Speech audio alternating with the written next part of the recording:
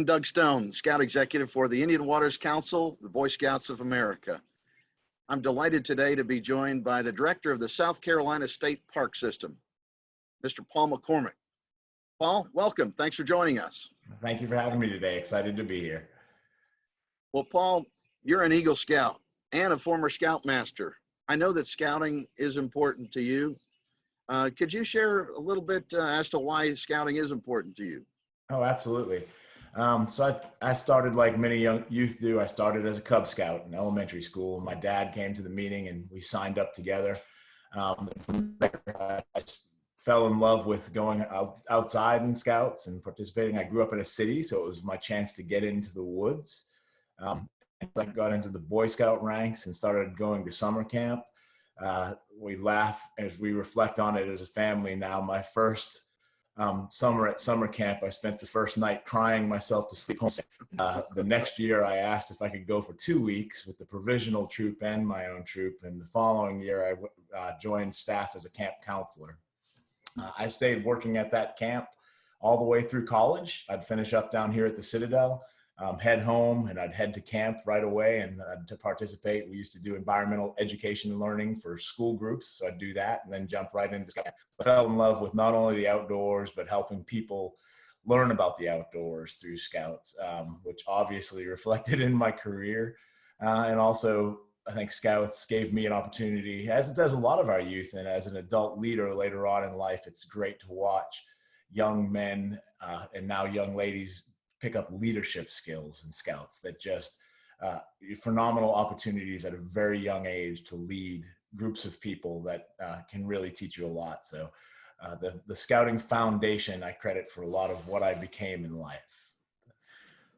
Well, that's great. And you're the director of the state park system for all of South Carolina, 47 different parks throughout the state, a huge group of employees and volunteers, I know. And this month, we're recording this in the middle of May, and y'all have just opened up the parks back this month.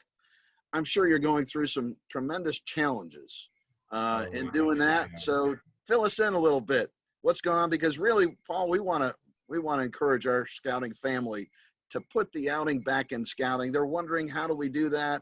Certainly, the parks is one place to look. Yeah. So it's a crazy time that none of us have ever imagined, or many of us have never imagined before. We closed parks on March 28th of this year.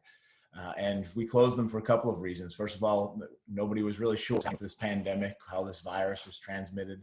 And for the safety of our staff, we wanted to close those sites. And also we found ourselves, as other institutions began to close, we began to see an overwhelming number of people starting to come to parks, which is a great problem to have on one hand. But on the other hand, we didn't have the infrastructure or the staffing to help those people make sure everything stayed safe. So we closed those parks for a month and we reopened again May 1st. When we reopened, a lot of facilities and other activities are not open yet, which has presented us with the challenges that a lot of activities that people would typically participate in, everything from soccer matches on the weekends to movie theaters, bowling alleys, sporting events, concerts. There's just not those types of activities going on, so people need an outlet. So we've seen, since we opened up, continued pressure from crowds. This last weekend, we closed 20 different parks on Saturday because they reached carrying capacities. And some of those parks would typically close during the summer months. Myrtle Beach on a busy weekend will close, and Table Rock and Paris Mountain. But we've had even some of our smaller parks close, Hamilton Branch and Little PD, because there's just so many people heading to the parks to get outdoors. So it's fun to see that, but it's also a challenge, and the challenge of people coming outdoors who've never been outdoors before, or never utilized a park, I guess I should say, before, not knowing exactly what to do when they arrive or exactly what some of the etiquettes of park behavior are. So we have some new challenges as we kind of orient a new crowd to parks when they come in on the weekends. Wow, that is a big challenge. I'm wondering if you have any recommendations for our scouts and their parents and leaders as far as getting out to the parks. Yeah, so one of the great things about scouts and scouting families is somebody in that family already has a little bit of knowledge as to how to use the outdoors when they come to a park. So I you're hope so. starting off, you've got an advantage going through the gate when you get there. So what I'd recommend for scouting families who want to get out, plan your visit. This is some basic scouting stuff. You don't head out into the woods without a plan. What are you going to do that day? What are you going to that site for? What activity are you going to participate in? Count on being a little bit self-reliant, knowing that there's going to be crowds there. You may not have access to some of the services that we would typically provide. Bring hand sanitizer, bring the supplies you need, be prepared to pack in and pack out your own trash. All that kind of stuff is going to make your experience a little bit better. And then get a little adventurous. It's pretty easy to follow our website, look at our social media, and it's pretty easy to discern which parks are going to be really busy on the weekends. So try and find a new site, someplace maybe you've never visited before, that may have some interest in your family, whether it's one of our smaller historic sites or a day use site that still has access to trails and places. A lot of our scouting families, I think, are going to parks to try and find a little bit of isolation and seclusion. You don't find that if you're going to the busiest parks out there. So I think for people who like to get outdoors and enjoy the outdoors, this is a great opportunity to explore some of the lesser known corners of our state. You have the skill set foundation to do that. And there's lots of great resources out there to help you find some of those locations. And I know you can, and probably you would encourage perhaps for people to go online ahead of time to get your reservation. I know I think there's an annual pass as well. And tell us a little about those. Yeah, so we do. So as we have 47 state parks, as you said, 35 of them have camping. So if you're interested in camping, our campgrounds are back open. All of those can be, you make a reservation online, just go to our South Carolina State Parks website and pick the park you want to go, and you can make your reservation up to 13 months ahead of time. And then some of our parks, the vast majority of them require some sort of admissions. You can get an annual park pass that's good for your entire family. We have 2 different levels depending upon the parks you want to visit, but the most expensive one is only $99 for a year. And that gets you and your entire family into every park in the state of South Carolina for the whole year. So at a place like Myrtle Beach, where it's $8 an adult to get in, it boils down to about 9 visits and you have that paid for, 11 visits and you have that paid for. So it's a great opportunity for people to get out and enjoy parks, to utilize those resources there with both the park passport and the reservation system. And as campers, we also offer a variety of scouting family opportunities, whether you're motorhome camper or tent camper, car camper, backpacker. We have sites that can kind of accommodate all of those needs. And we should, I know that there are some limitations. We should expect, for example, that rule of social distancing. And what are some of the limitations? Yeah, so and as a visitor to park, we hope and encourage our visitors to take some accountability for how they behave when they come to parks. We're putting up a lot of signage right now talking about the social distancing guidelines. We are restricting group camps right now. We're not doing group camp rentals, which is a popular activity for scouts, unfortunately. But like a lot of areas, we just can't safely do it right now with the amenities that a group camp provides, the proximity to people.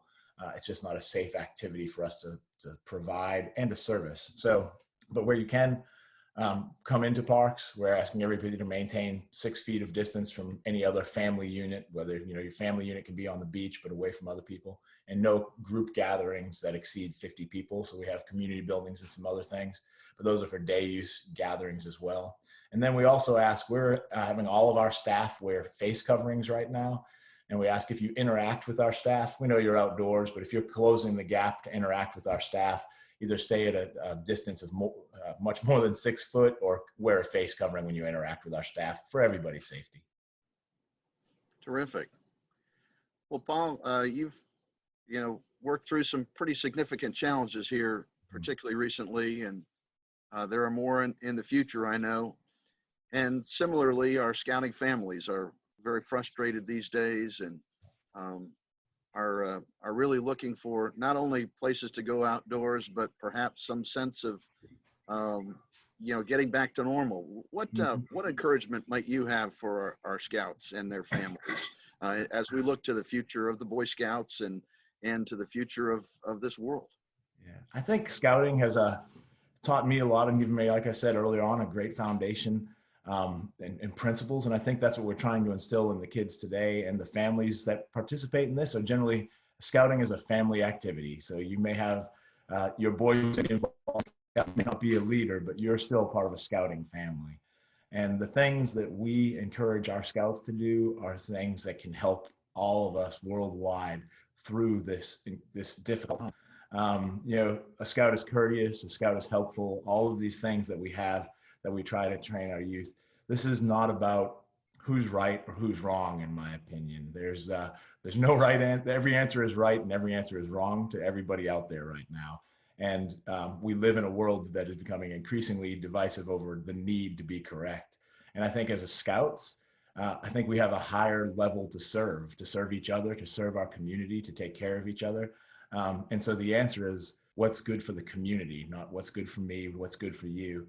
And taking into account other people's fears and considerations and trying to make sure that everybody is comfortable.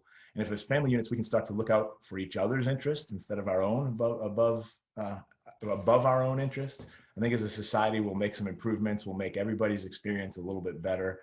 We'll get out of this a little bit friendlier.